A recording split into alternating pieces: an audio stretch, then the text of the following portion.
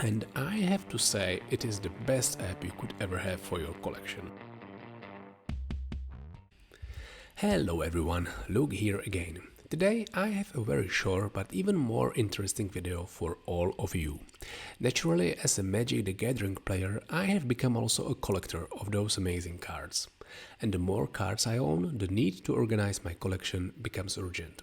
So I started digging and testing all the possible apps that would be compatible with my iPhone, because you want to have your cards list with you all the time, right? And that would have all the features, such as the app should be free, it should show an actual price of cards, it should have a synchronization between devices, as you want to see your up-to-date collection on your computer as well as on your iPhone, searching for any cards possible, and so on.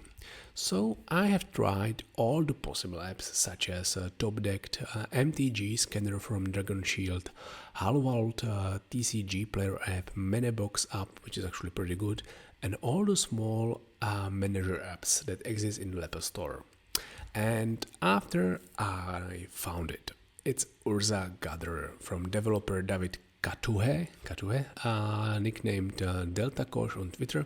You can check him out, and I have to say, it is the best app you could ever have for your collection. So, what is UrzaGatherer? UrzaGatherer is a complete and convenient tool to handle your Magic the Gathering cards collection everywhere, thanks to one-click submission and synchronization. So right now I would like to go through main features of this app and show how it works. I will start with the collection page. On a collection page, you will have all the cards you own and the price of every card, and a few more attributes and filters. So I will start for example, the first card here, Lotus Petal. You can see at the bottom left corner that I own 4 copies of this card. You can see the actual price. It's €5.30. And there is a number in the middle of the card. For example, here at the Relic of Progenitus, there is a number 6. It means that I used this card 6 times in my decks. Above the card collection, there is the filters, or filtering by attributes, like price. You can filter it by price, year, edition, collection value, number, and so on. I think when I'm recording this video you will not see the pop-up menu, but it's there. You can sort it by color. You can sort it out by artist. For example, here Adrian Smith, or I don't know, Amy Sartre. You can sort it out by rarities. You can see I own only 3 rare cards, because I play a pauper format. They are common value or common cards valid. You can sort it out by artifact, creatures, or any type. And here is the format. So for example, from the vintage or for Brawl, I own this Brawl format value, or Brawl format legal cards, or here all formats again. So this is the collection. You can also search it. For example, Goblin. So when I write here Goblin, you will see it will filter out cards that has Goblin in the name here, or Zombie. Yeah, so I just click on the first card here, Goblin Bushwhacker, and when you click on the card, you will go to the detail. You can see the ruling of the card, all the info, all the statistics about it. I own 1 card of this, foil, non-foil state, the price, average foil price, collection value, number of the card, ID. I think probably it takes info or details from the Scryfall, the color, the artist, rarity, the mana cost, power converted mana cost, version of the card. So you can sort it out, so you see how many cards were, or many versions were printed out, There is a link for the Gatherer, the official Magic the Gathering or Wizard site, language of the card, the condition of the card. You can set it that you own it in near mint or in a pour or plate or anything, and the type that this card is Goblin Warrior. The text you see in which deck you edit or on what where is it included. So the goblin is this goblin is in my Kuldota burn deck, and the validator or legal of the card, and from what set this card is. So this is the detail of the card. You can also go directly to the advanced search. You can put there Goblin Bushwhacker. You can search it through the advanced menu or advanced search page. So this is the collection. Now let's check out the blocks. Blocks are great because as you can see here, every set or every block actually include a few sets that are like one group or one like every set that is printed out is collected into one block or a few blocks. For example, here the Adventures in Forgotten Realms, you can see that there is a main set for of course. This is the first one, and I own 118 cards from total 288 cards. This block or this set is like only tokens, only promos here, collector's edition. This is the commander decks. Commander set from the Adventures in Forgotten Realms set. Tokens from commanders, collectors from commanders, and art series, for example. So this is the blog page.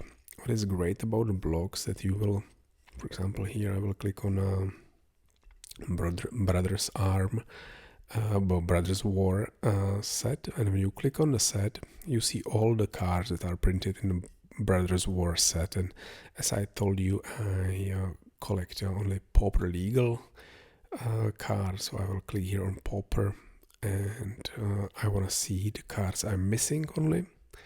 So you can like filter out here, and you can see that I miss these eight cards. 1, 2, 3, 4, 5, 6, 7, 8 cards I miss in my collection. The rest I can see that I own these copies, like 4 here, for only 2 copies of Lawrence Escape, for example. So this is the blocks. There is a checklist page. You can check it out by yourself. Decks are great. It's actually the decks you build or you play, and you can play with them. You can see them here, for example, Cogates. So you can see 60 cards in the main deck, 15 in sideboard, and also you can put a maybe board or maybe board cards into the maybe board. So I usually put the tokens here, so when I play my paper version of this deck, I never miss a token here or any cards I want to include into the deck. Here is a menu. I think you see it, but and you can export the deck to any format needed, like for Moxfield, for example. If you want to upload the deck to the Moxfield, or you want to upload it to the MTGO or Arena, you can use this export button. There is a list page. In the list page, you can make a wish list, for example, or a list of cards you want to sell. There is a random page, random card. It will just generate any random card. So if you don't know what to do with your free time, you can like click here and see some cards you don't know. Statistics.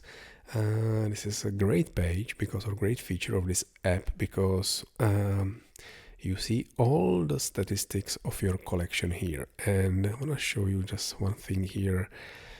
this rarity status, as I told you, I collect pauper legal, so mainly common cards. So as you can see, I own 19.1% of all common cards from the 29,369 cards. So probably, and this is the unique number. So I own 5,000 something unique cards from the pauper or common collection and common cards ever printed, which is almost 20%.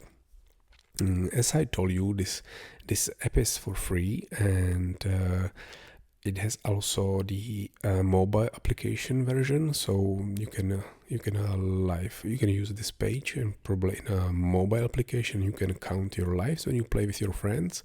There is a card scanner, so you can scan the cards and add them to the collection. Probably you will scan it by your mobile and add it. It's pretty fast, and there is a help. You can see you can support